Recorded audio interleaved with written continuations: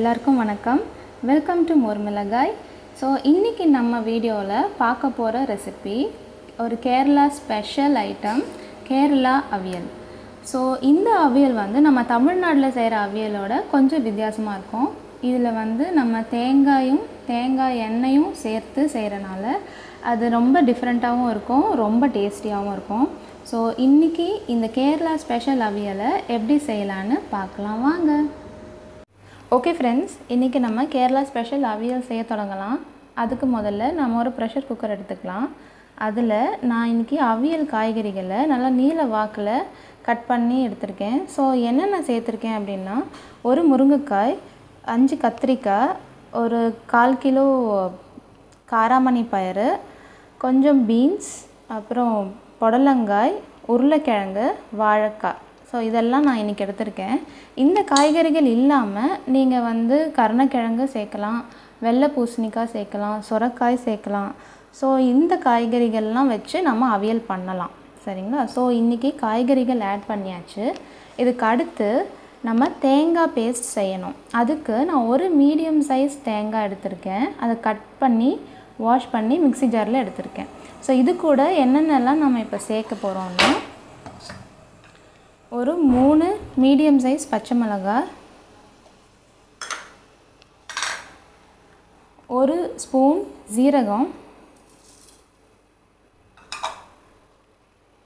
1 spoon மஞ்சத்தூள். இது ஒரு 3/4 ஸ்பூன் அளவு சேர்த்தா போதும்.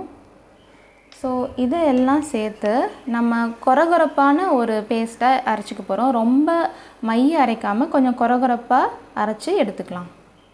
ஓகே ஃப்ரெண்ட்ஸ், இப்போ நம்ம அரைச்ச தேங்காய் கலவையை இப்போ இந்த காய்கறிகள் கூட சேர்த்துருக்கேன். இப்போ பார்த்திங்கனாலே தெரியும், இது ஒரு கொரகொரப்பாக தான் நம்ம அரைக்கணும், ரொம்ப மைய அரைக்கக்கூடாது. ஸோ இதுக்கப்புறம் நம்ம அவியலுக்கு தேவையான அளவு உப்பு சேர்த்துக்கலாம்.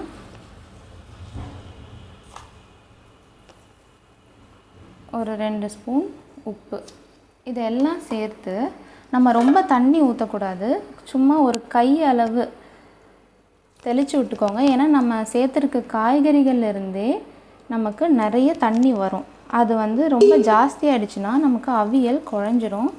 ஸோ அதனால் நம்ம 2 கையளவு தண்ணி மட்டும் தெளித்து விட்டால் போதும்.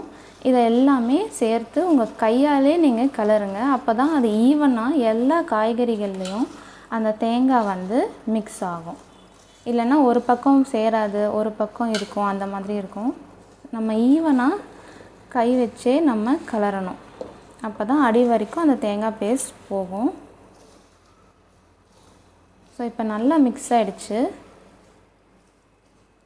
கடைசியாக ஒரு கை அளவு தண்ணி மட்டும் தெளித்து விட்டுக்கோங்க, போதும். ஓகே ஃப்ரெண்ட்ஸ், இப்போ நம்ம மிக்ஸ் பண்ணி வச்சுருக்க இந்த காய்கறியை அடுப்பில் வச்சு நம்ம லிட்டு போட்டு மூடி விசில் போட்டு ஆன் பண்ணிக்கலாம். இது ஒரு 2 விசில் வர வரைக்கும் வைங்க. ரொம்ப நேரம் வச்சா காய்கறி குழஞ்சிடும். 2 விசிலே போதுமானது. ஸோ 2 விசில் வந்ததுக்கப்புறம் நம்ம ஆஃப் பண்ணிக்கலாம். ஓகே ஃப்ரெண்ட்ஸ், இப்போ 2 விசில் விட்டாச்சு. ஹை ஃப்ளேமில் ஒரு விசில், மீடியம் ஃப்ளேமில் ஒரு விசில் வச்சு நான் எடுத்துட்டேன். இப்போ பாருங்கள், நம்ம காய்கறிகள் நல்லா வெந்துருச்சு. ஸோ இந்த ஸ்டேஜில் நம்ம ஒரு 1/4 கப் அளவு தயிர் சேர்க்க போகிறோம்.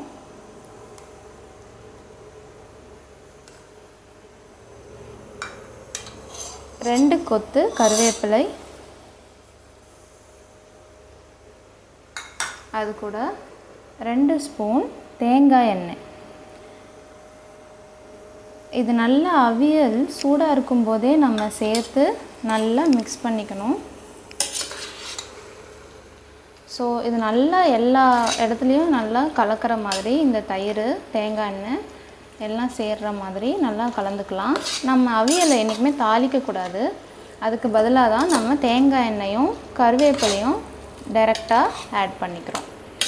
ஸோ இப்படி மிக்ஸ் பண்ணதுமே நம்மளுடைய அவியல் தயார். ஓகே ஃப்ரெண்ட்ஸ், இன்றைக்கி நம்மளுடைய கேரளா ஸ்பெஷல் அவியல் தயார். ஸோ நம்ம அவியல் கூட தேங்காய், அந்த ஜீரகம்லாம் போட்டனால வாசனை சூப்பராக இருக்குது. அதோட அது நல்லா சுட சுட இருக்கும்போதே நம்ம தேங்காய் எண்ணெய் ஊற்றுறனால அதோட வாசனை ரொம்பவே நல்லா கூட்டி தந்திருக்கு. ஸோ இந்த அவியலை நீங்கள் கண்டிப்பாக உங்கள் வீட்டில் ட்ரை பண்ணி பாருங்கள். ட்ரை பண்ணிவிட்டு உங்களுடைய ஃபீட்பேக்கை கமெண்ட் செக்ஷனில் தெரியப்படுத்துங்க. மேலும் நல்ல ரெசிபீஸோடு உங்களை மீண்டும் வந்து சந்திக்கிறேன். அதுவரை உங்களிடமிருந்து விடை பெறுவது உங்கள் காயத்ரி. நன்றி, வணக்கம்.